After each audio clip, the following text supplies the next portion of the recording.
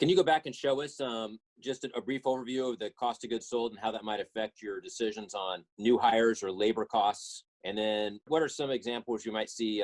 Okay, our prices are too low versus our competitors, and maybe we're not paying our team enough, so that's why we're struggling to hire. Yeah.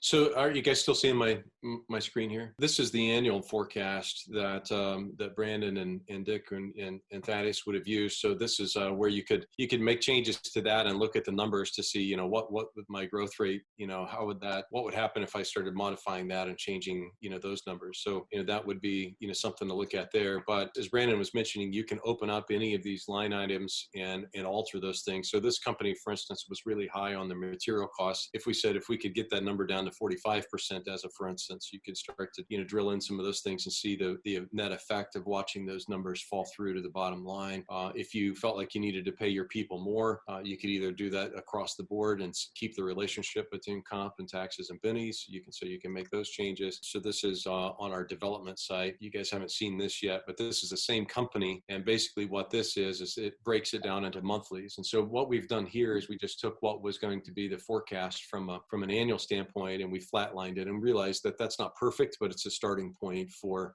this, especially because candidly, guys, our biggest thing was that we sit here with the effect of the pandemic and what it's having on all of our companies. Benchmarking to 2019 data for all of us is probably, if not irrelevant, it's going to be, not nearly as useful as it was before.